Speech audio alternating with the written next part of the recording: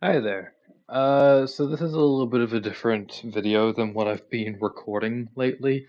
While none of those are up yet, they will be at some point soon. Just need to do a bit of editing, and it's the whole thing. Anyway, let's actually go over some misconceptions that you might have about Kingdom Hearts, whether it be about the characters or it's just about the series as a whole. For this, I'm just going to tell you straight up that some things are a misconception or some things just don't make sense. And I'm not really going to have any visual aids for this, but you can go and check it out on your own if you want to. First and foremost, the mysterious voice is actually answered outside of the context of the lore, and while it doesn't exactly help the lore, it actually almost breaks it.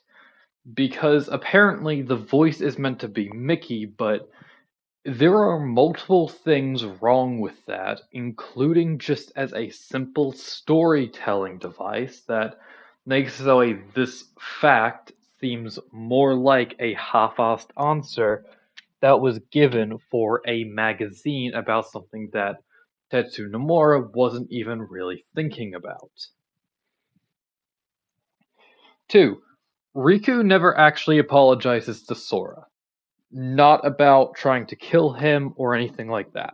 In fact, one of the biggest misconceptions is that Ansem, or Xehanort's Heartless, was the one to destroy the islands. He wasn't, actually. Thanks to that scene in Monstro, where Riku already has seen the keyhole of the world, that means, and it implies, that Riku was the one to destroy the world, and Riku did so willingly. Riku was not coerced, nor was he, mind controlled or anything like that. Well, yes, there were lies and everything, Riku should know better. Because the giant storm was already starting to harm the world, and Riku should have been able to see that. Weirdly enough, he wasn't able to, so yeah. Third misconception, Sora isn't an idiot. You're thinking of Terra. Terra is the big lovable goofball that sometimes messes up and doesn't really understand when people are evil versus when they're lying. That is not Sora. Sora is a much more. He's not cynical, but he's definitely a lot less trusting at first glance. This could be because he has some sort of hidden, oh, I can tell what the vibes of people are powers, or it's just because he keeps on getting lucky. And we only see him interact with people in a nice way. Sora most likely would be the one to trust somebody the least if you haven't done anything to earn that trust. That's the reason why when I see around that Sora's just a big dumb idiot that doesn't really understand anything, he's just a golden retriever. That's Terra, not Sora. Which is ironic because Sora is one of the most responsible people in Kingdom Hearts. So it's just weird to think about. Another misconception. Uh, Naminé isn't actually made from Kairi's corpse. She's made from Sora's, but it's a unique situation where, yes, she is technically Kairi's nobody in the sense that it was Kairi's heart being released that made her, but she should still technically go back to Sora because that's where her body came from. That's the reason why I'm always like, oh, she's Sora's nobody, not Kairi's, because speaking about it in that sense, yeah, she's Kairi's nobody in terms of heart, but in terms of body, she's Sora's. That's the reason why I'm trying to do that. Roxas isn't a likable character to me, because without the full context of Days, he is just an angry brat that shouldn't exist according to the series.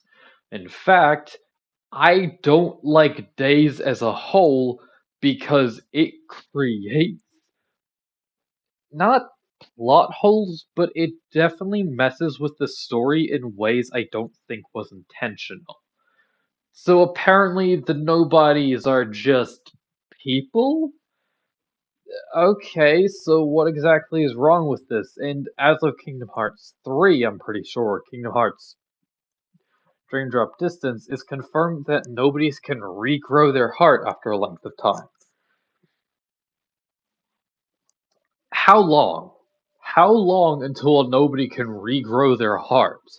Or grow another one? Because these guys, these schmucks have been hanging around the same castle for multiple years. Why why exactly do we have this plot line of, oh yeah, nobodies can have hearts? That just doesn't make sense. Sorry about that.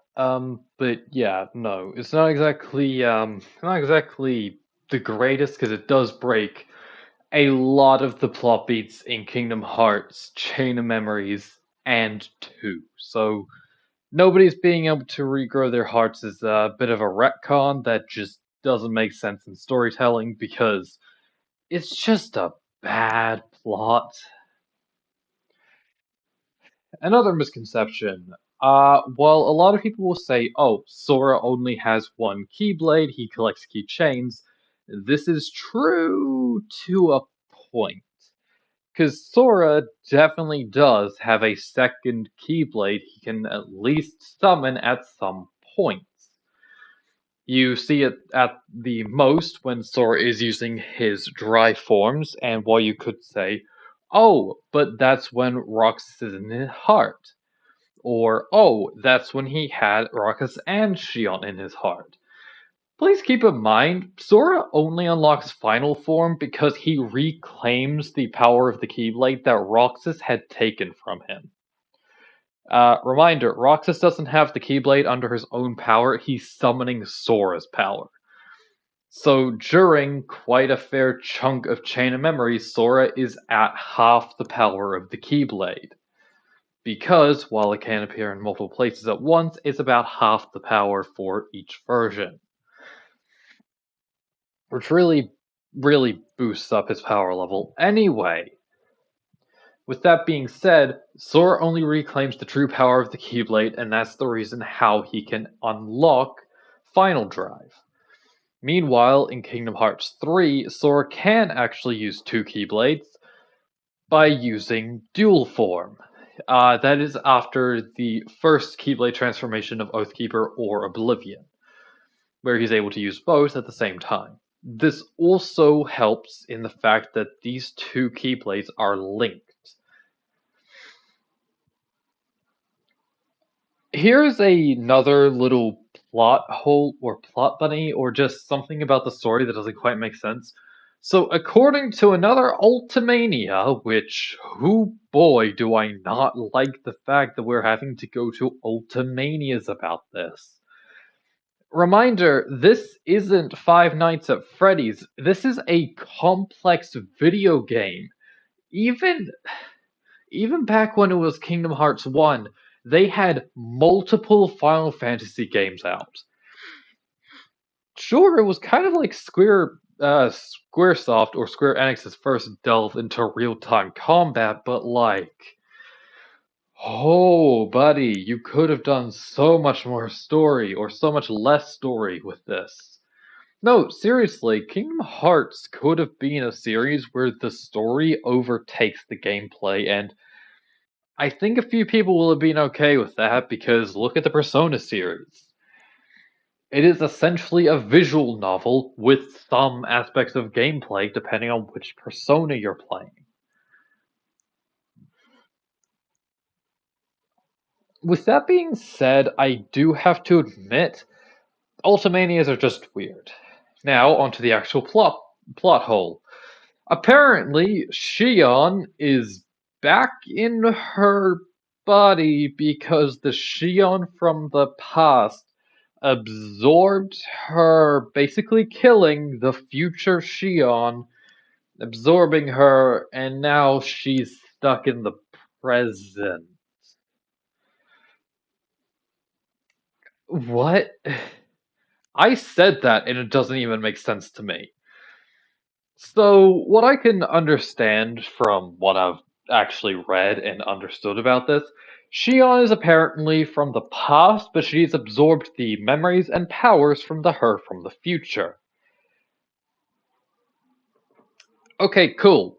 That does not mean she absorbed future Shion's heart, though.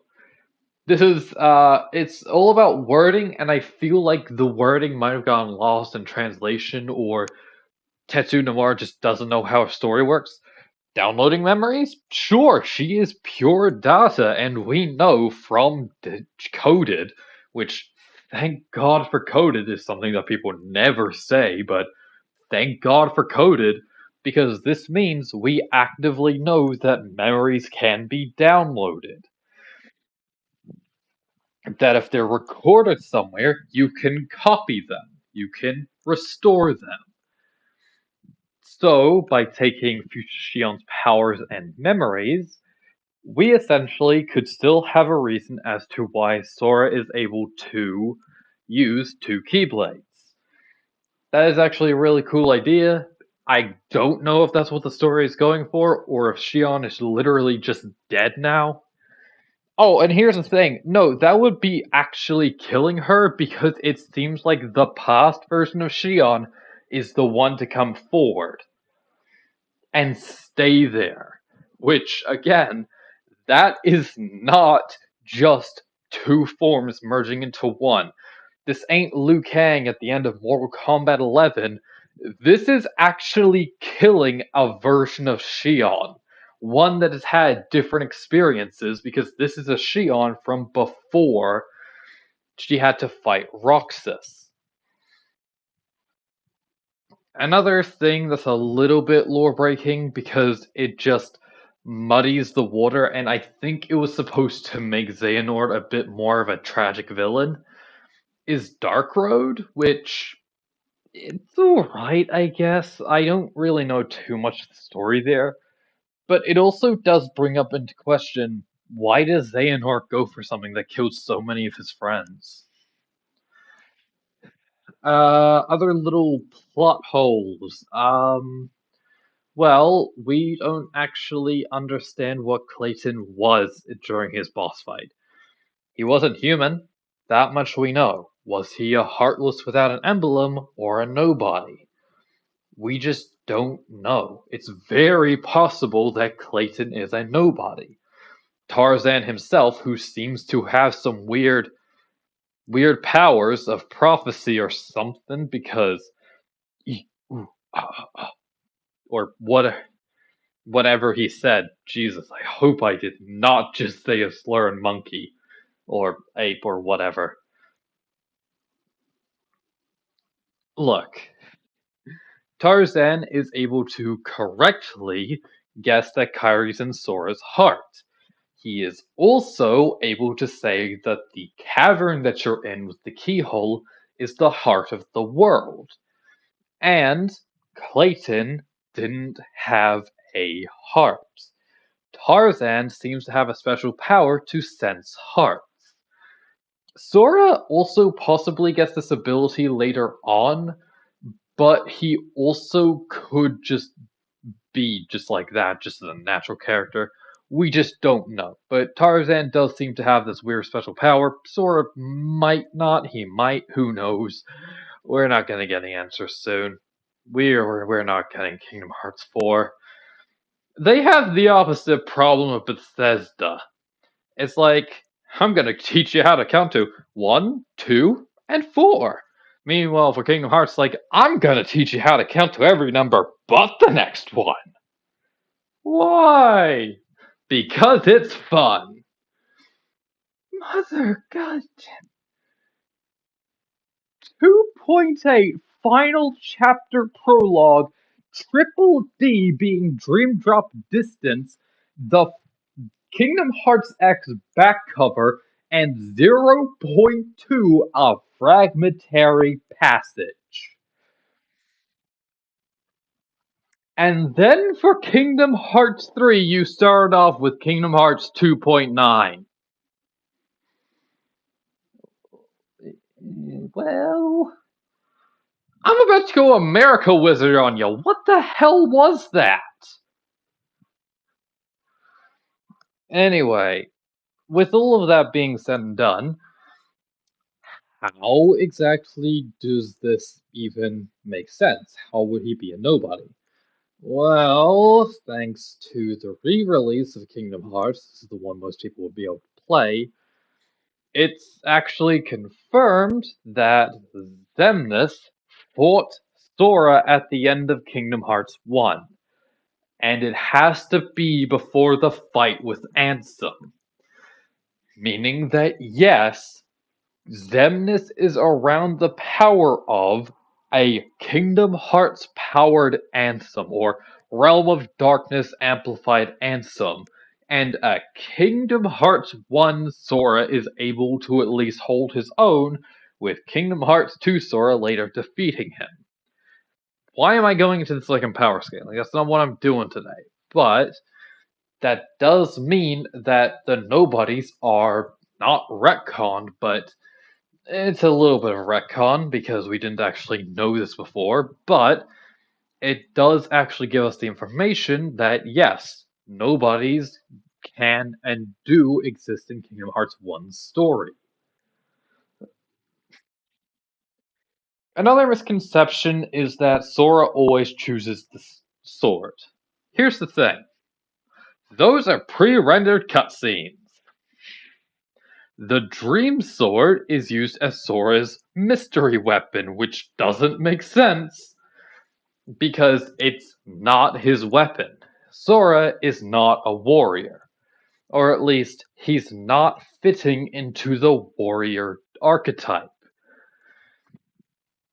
I'm not going to get into it here, but it's a common misconception that Sora is the warrior. I might do a video on how Sora isn't the warrior, but who knows. Another misconception is all of the worlds are on the same world time or exist around the same year. This is a big fat no. Even two worlds right next to each other could be years apart. While you could say, oh, but Twilight Town and not Traverse Town, but Twilight Town and Destiny Islands are around the same world time, right? Kairi and Roxas had a chat. Little caveat to this. Roxas was in the data Twilight Town, meaning time passes weird there. And they were in a weird dream state for a while. Remember, Roxas wakes up at home. He doesn't wake up on the ground after falling for so long. This also confirms that while Sora is actually immune to full damage, Roxas is not. But 2, this means he completely glitched the system, which would cause it to have a unique world time. And if it slowed enough that Destiny, or sped up enough that Destiny Islands was on the same world time as Roxas, that would explain the prophetic dream vision thing, and because it could directly harm Sora, who Kairi had brought back, it also explains why Kairi pretty much collapses. There is just a lot to say about the different world times because, reminder, for one of the things that I hate Days for, this is one of the things I actually appreciate it for. None of the worlds have the same world time. None of the worlds have the same world time, and it actually shows here. Because of doing all of the missions and the days, it's literally in the name, you actually get a different mission per day. This actually helps in the fact that the world that never was never changes time. It is always at night. This is a world, much like Traverse Town, where it is in forever night, meaning any hours slept there are probably fluctuating. And this would also explain why, despite ending up in the same world and being at different times, because Ven very clearly goes to Dwarven Woodland. This is before Aqua, but after Terra. Meanwhile, Terra is able to go to both Dwarven Woodlands and Enchanted Domain before either of them. Meanwhile, Ventus has to go to Dwarven Woodlands second, wind up in Enchanted Domain with Aqua around the same time, yet somehow wind up hours before Terra and Aqua meet up in Castle of Dreams. This is the reason why I will forever say worlds have a funky world time, which means that yes, while Sora was in a pod in Twilight Town, this does not mean he directly aged a year.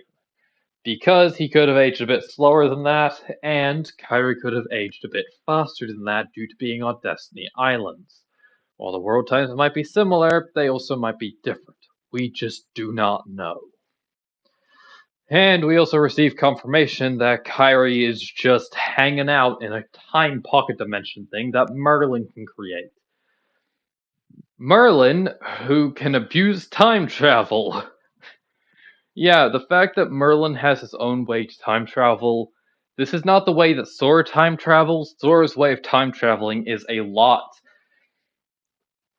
It's not looser, but it's a lot less risky. Because there is not a lot Sora can do to directly change what goes on.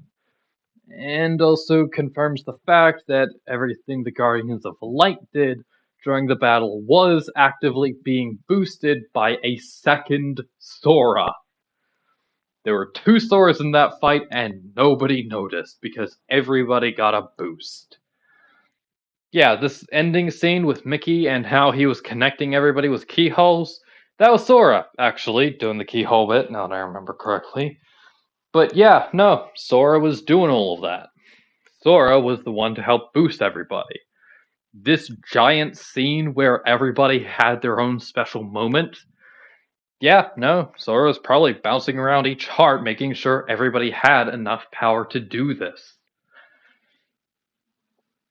So, yeah, these have just been some misconceptions and just like little story bits that just don't make sense. Reminder, Kingdom Hearts is a confusing series as a whole. These are just some of the issues that speak out to me that are actually pretty big when you think about it because it directly affects the rest of the story. I, for one, can't wait for Kingdom Hearts 3.5 remix fitting in like three separate story fights, as well as giving Sora like another downgrade, like another demeaning world. I joke, but that could actually happen for all I know. Anyway, this has been me, and I will see y'all in the next one. I don't think I've actually ever given a name. Might start now. May your heart be your guiding key. See ya.